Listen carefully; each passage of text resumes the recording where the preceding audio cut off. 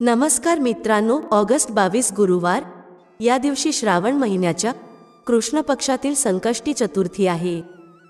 या शुभ मुहूर्तावर आपण सर्वजण संकष्टी चतुर्थीची व्रत कथा ऐकणार आहोत। सर्वप्रथम आपण सर्वांनी मिळून श्री गणेशाचे ध्यान करूया। हे श्री गणपती, तुम्ही 64 कोटी विद्यांचे दाता आहात। प्राण्यांना इच्छित ज्ञान देणारे तुम्हीच आहात। तुम्ही कवींच्या बुद्धीचे स्वामी आहात। तुम्ही अनाथांचे मित्र आहात, जो प्रबळ अडथळ्यांचा नाश करण्यास समर्थ आहे आणि इंद्रासारखे देव ज्याची पूजा करतात, त्या श्री गणेशाला माझा कोटी कोटी प्रणाम। ओम श्री गणेशाय नमः। प्रिय भक्तांनो, आता तुम्ही तुमच्या दुःखाच्या निवारणासाठी आणि तुमच्या मनोकामना पूर्ण करण्यासाठी मनामध्ये पूर्ण श्रद्धा ठेवून ही पवित्र कथा ऐका। कार्तिकेयाला ऋषी विचारतात, हे स्कंदकुमार, दारिद्र्य, शोक, कुष्ठरोग इत्यादींमुळे अपंग झालेल्या, शत्रूंकडून पीडा झालेल्या, सदैव दुःखी, निराधार, सर्व संकटांनी ग्रासलेल्या, ज्ञानहीन, निपुत्रिक, घरातून बहिष्कृत, आजारी आणि ज्यांना त्यांच्या कल्याणाची इच्छा आहे, त्यांनी असे कोणते उपाय केले की त्यांचे कल्याण होईल आणि मी वर्णित केलेले त्यांचे हे सर्व संकट दूर होतील? जर तुम्हाला काही उपाय माहीत असेल तर आम्हाला सांगा। तेव्हा स्वामी कार्तिकेय म्हणाले, हे ऋषीमुनींनो, तुम्ही विचारलेल्या प्रश्नाच्या निराकरणासाठी मी तुम्हाला एक शुभ फळ प्रदान करणारे व्रत सांगत आहे, ते ऐका। या व्रताचे पालन केल्याने पृथ्वीवरील सर्व प्राणी सर्व संकटांपासून मुक्त होऊ शकतात। हे व्रत अत्यंत पुण्यकारी असून मानवाला त्यांच्या सर्व कार्यात यश मिळवून देते। विशेषतः महिलांनी हे व्रत पाळल्यास त्यांना संतती आणि सौभाग्य प्राप्त होते। हे व्रत धर्मराज युधिष्ठिर यांनी पाळले होते।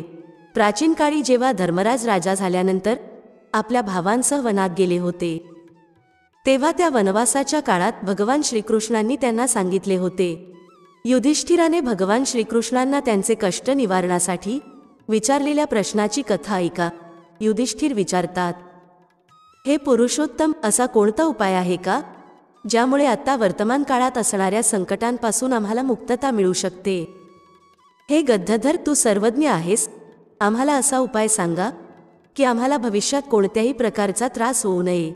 स्कंदकुमार जी सांगतात की जेव्हा धैर्यवान युधिष्ठिर हात जोडून नम्रपणे त्याच्या त्रासाचे उपाय विचारू लागला, तेव्हा भगवान श्रीकृष्ण म्हणाले, हे राजा, एक खूप मोठे गुप्त व्रत आहे जे सर्व इच्छा पूर्ण करते। हे युधिष्ठिर, मी आजपर्यंत या व्रताबद्दल कोणालाही सांगितले नाही। हे राजा, सतयुगाच्या प्राचीन काळी पर्वतराज हिमाचलची सुंदर कन्या पार्वती हिने एका दाट अरण्यात जाऊन शंकरांना पती म्हणून प्राप्त करण्यासाठी कठोर तपश्चर्या केली, परंतु भगवान शंकर प्रसन्न होऊन प्रकट झाले नाहीत। तेव्हा शैलकन्या पार्वतीजींनी अनादी काळापासून विद्यमान असलेल्या श्री गणेशजींचे स्मरण केले। त्यामुळे गणेशजी त्याच क्षणी तिथे प्रकट झाले। गणेशजींना प्रकट झालेले पाहून पार्वतीजींनी विचारले की मी कठोर, दुर्मिळ आणि लोमहर्षक तपश्चर्या केली आहे, पण माझ्या प्रिय भगवान शिवाला प्राप्त करू शकले नाही। ते दिव्य व्रत जे दुःखाचा नाश करते, जे नारदजींनी सांगितले आहे आणि जे तुमचे स्वतःचे व्रत आहे, तुम्ही मला त्या प्राचीन व्रताचे सार सांगा।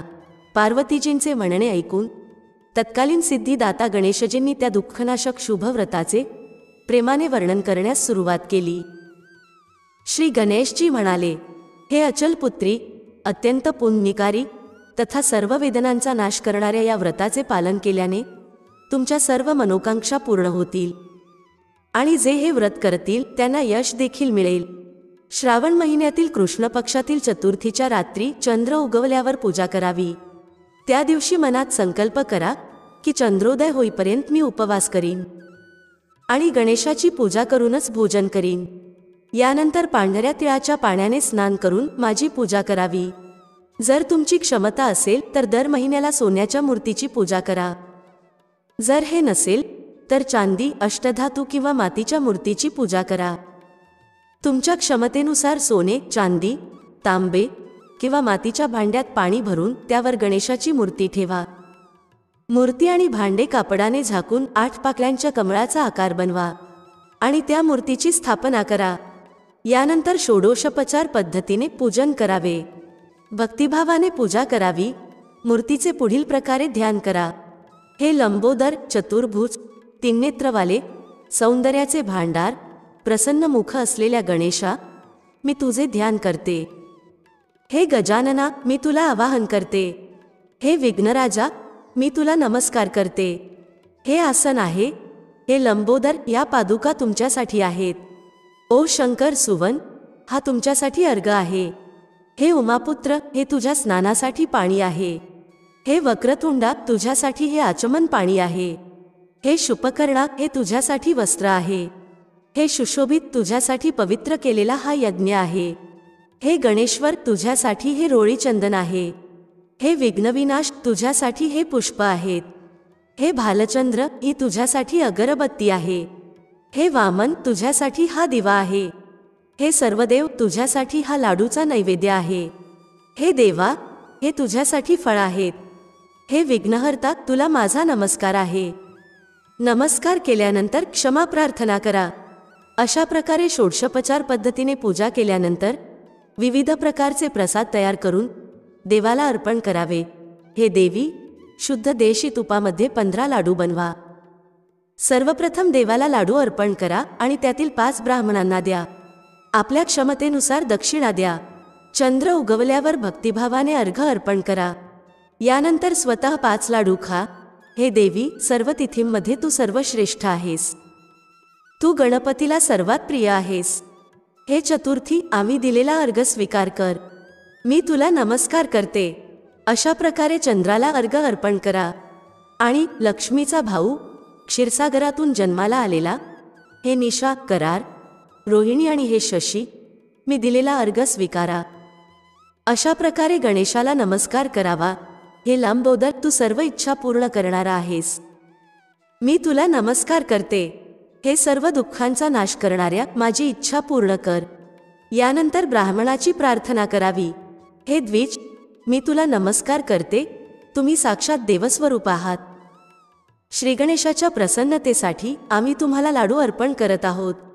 कृपया आमच्या उद्धारासाठी दक्षिणेसह हे 5 लाडू स्वीकारा. आम्ही तुम्हाला प्रणाम करतो. यानंतर ब्राह्मणाला भोजन द्या आणि गणेशाची प्रार्थना करा. जर तुमच्यात या सर्व गोष्टी करण्याचे सामर्थ्य नसेल तर पूजेत दिलेले दही आणि साहित्य भावा बहिणींसोबत खा. प्रार्थना केल्यानंतर मूर्तीचे विसर्जन करा आणि अन्न, वस्त्र इत्यादींसह मूर्ती तुमच्या गुरूंना द्या आणि दक्षिणा द्या. हे श्री गणेश, कृपया आपण आपल्या ठिकाणी विराजमान व्हा आणि या व्रताचे फळ आम्हाला द्या.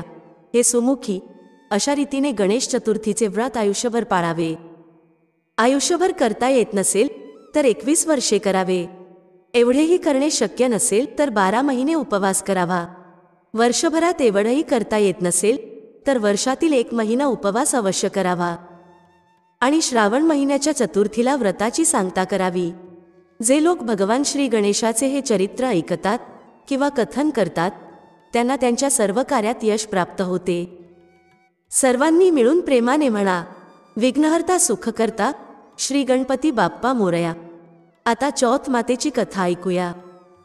कारण चतुर्थीचे व्रत चौथ मातेची कथा किंवा पूजेशिवाय अपूर्ण राहते. पौराणिक कथेनुसार एका गावात एक शेठ आणि त्याची पत्नी राहत होती. त्यांना एक मुलगा आणि एक सून होती. सून सगळ्यांना भोजन द्यायची आणि मग स्वतः जेवायची. त्यांना एक शेजारी असा होता जो रोज विचारत असे, सुनबाई, आज काय शिजवले आहे, काय खाल्ले आहे. तेव्हा ती सुनबाई सांगायची की आज थंड आणि शिळे जेवण जेवले आहे. हे ऐकून एके दिवशी तिच्या पतीने विचार केला की आज पंचपक्वान्न जेवण बनवावे आणि मग बघतो माझी बायको काय म्हणते.